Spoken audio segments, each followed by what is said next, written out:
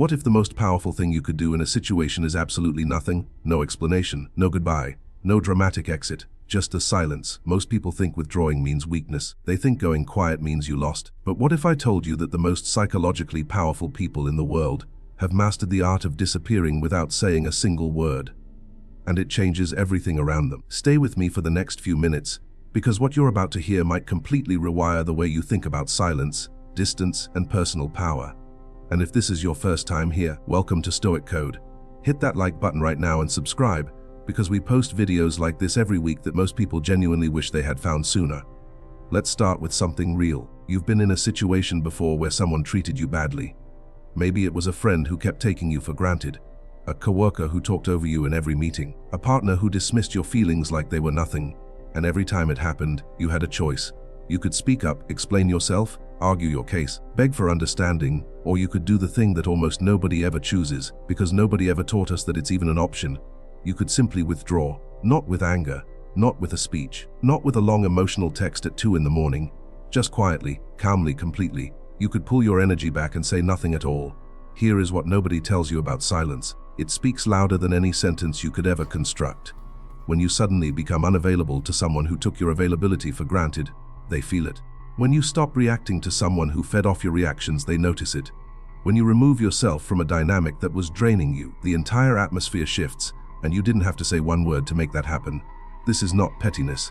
This is not manipulation. This is boundaries without the speech. This is self-respect without the performance. The Stoics understood this deeply. Marcus Aurelius, one of the greatest emperors who ever lived, wrote extensively about the power of restraint. Not just restraint in action, but restraint in speech.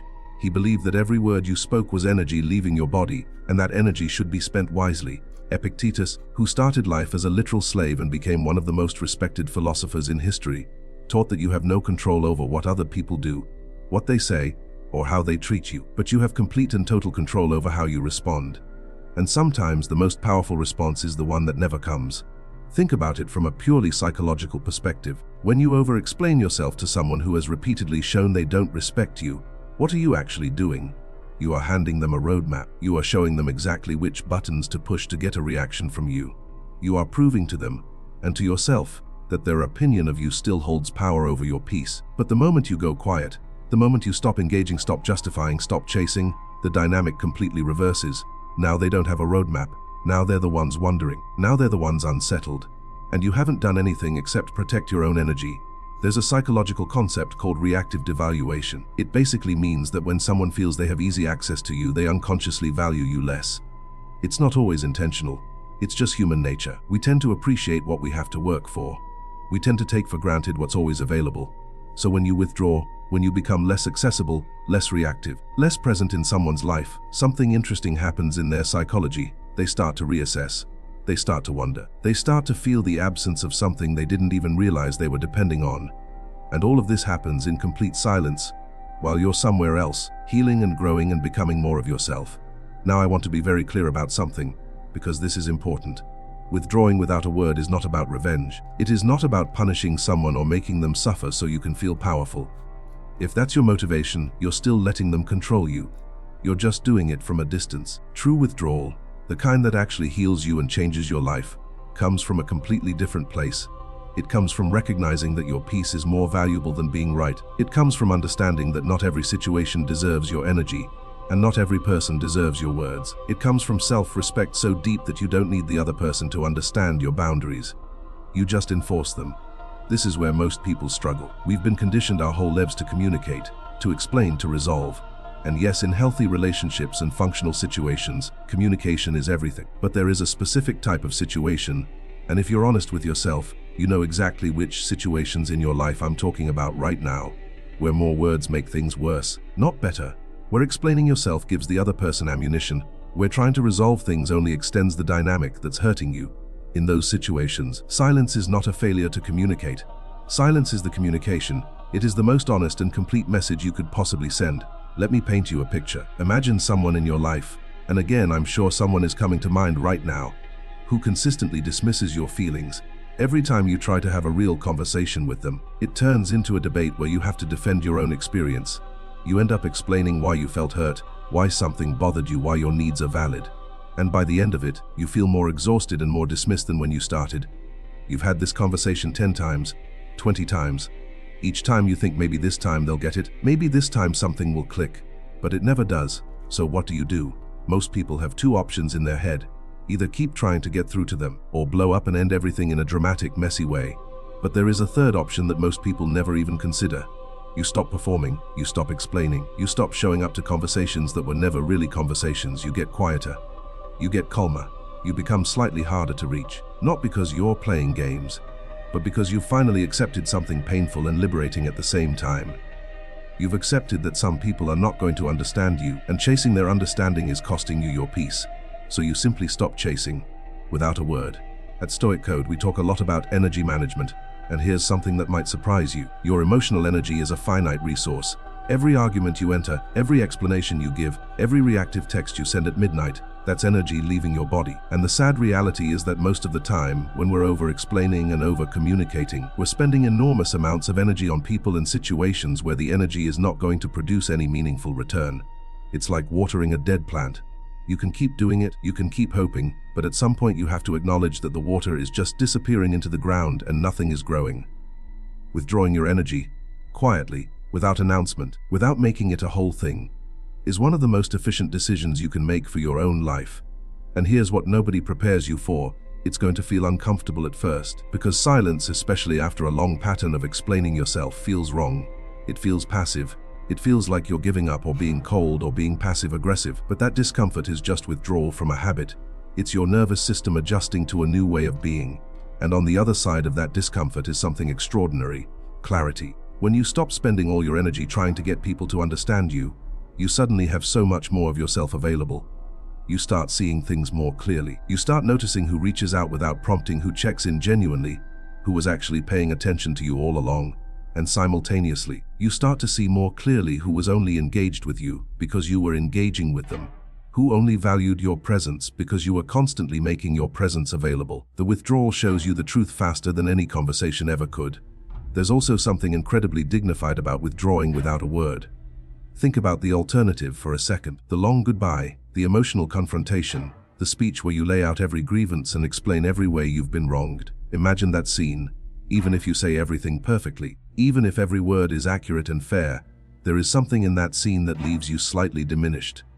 Because you're asking someone who already failed to respect you to now respect your exit. You're seeking acknowledgement from someone who has already shown they won't give it to you.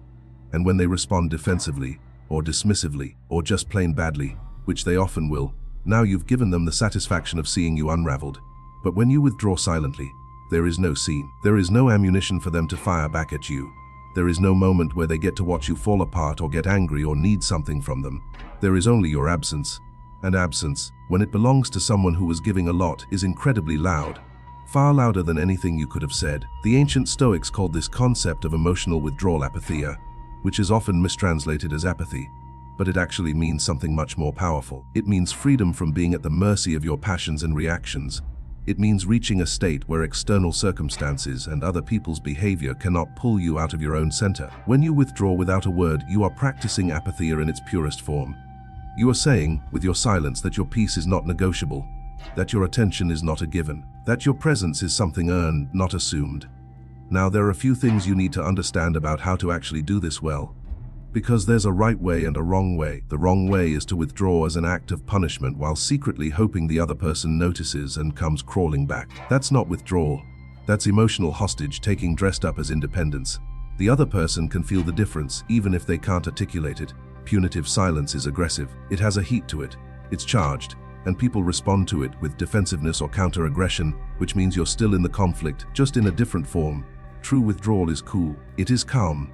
It comes from a place of resolution rather than reaction. You're not withdrawing because you're angry, or at least, the anger is not driving the decision. You're withdrawing because you've made a clear-eyed assessment that this situation or this dynamic is not serving your growth, your peace, or your well-being. And once you've made that assessment, you simply act on it quietly, calmly, without ceremony. The other thing you need to understand is that true withdrawal is not always permanent. Sometimes you withdraw to protect yourself during a particularly volatile period and then re-engage from a healthier, more boundaried place later. Sometimes you withdraw entirely because you finally acknowledge that a relationship or situation has simply run its course. And sometimes you withdraw temporarily just to recalibrate yourself, to come back to your own center before you engage again. All of these are valid. The key is that the withdrawal is in service of you, not in service of controlling the other person. Let's talk about what happens to the other person when you do this, because understanding this will help you commit to the process even when it feels uncomfortable. When someone who has been consistently present and emotionally available suddenly becomes quiet and unavailable, the first thing most people experience is confusion. They try to figure out what happened. They replay recent interactions in their head. They look for the moment where things shifted. This is actually healthy. It means they're reflecting, possibly for the first time, on how their behavior has been affecting you. Some people, when they reach this stage, will reach out. They'll check in. They'll express concern. And this is an important moment for you, because your instinct will be to immediately flood back in, to over-explain, to reassure, to reconnect at full volume as though nothing happened.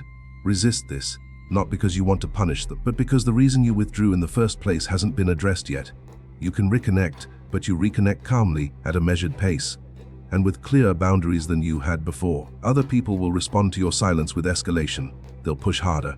They'll become more demanding, more accusatory, more dramatic. This is their discomfort speaking, and it can feel destabilizing, especially if you have a people-pleasing history.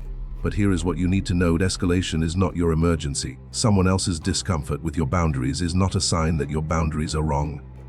It is a sign that they were benefiting from your lack of them. And then there are people who will respond to your silence with their own silence. They'll match your energy, disappear into their own world, and you'll slowly drift apart with no confrontation and no closure. And I know that can feel painful, the absence of resolution, the ambiguity, the open-endedness of it. But sometimes that quiet mutual drift is actually the most honest ending a situation can have. Nobody performed. Nobody made it a whole dramatic thing. It just ended, the way many things in life end, not with a bang but with a gradual, quiet fade. There's a truth that most self-help content will never tell you, and here at Stoic Code we believe in saying the uncomfortable things. Not every relationship in your life is meant to last. Not every dynamic is meant to be fixed. Some people come into your life for a season, and the most graceful thing you can do when that season ends is simply let it end. Without forcing a conversation that will produce nothing, without seeking closure from someone who doesn't have the capacity to give it to you, without making an ending into a performance. Withdrawal without words is at its core an act of self-trust. It is trusting yourself to know when something isn't working without needing external validation of that assessment. It is trusting yourself to survive the discomfort of someone's confusion or disappointment or anger without explaining yourself back into their good graces. It is trusting yourself to find your peace internally rather than negotiating for it externally. And that kind of self-trust, once you develop it, changes every relationship you have, because the people in your life will feel it. They will feel that you are someone who cannot be tripped into staying somewhere you don't want to be, someone who cannot be worn down by persistence alone, someone who values their own peace enough to protect it quietly and consistently without needing an audience. You become someone who commands respect not by demanding it but by embodying it, and ironically this makes people treat you better. Not all people, some will resent it, and those are usually the ones who were benefiting from your over-availability. But the people who are genuinely good for you, the people worth having in your life, will respect it. They'll feel the subtle shift in your energy and rise to meet it. Practice this. Start small if you need to. The next time someone says something dismissive to you, instead of immediately defending yourself, try just letting it sit. Try not explaining, try not justifying, just let the comment float in the air and see what happens. The next time a group chat or a dynamic drains you, try pulling back slightly, not dramatically. Just stop performing your usual level of engagement and see who notices and who doesn't. The next time you feel the urge to explain your choices to someone who has repeatedly shown they'll judge them regardless, try simply not explaining at all. Just say nothing. Do what you need to do and let your life speak for itself. These small acts of withdrawal train your nervous system.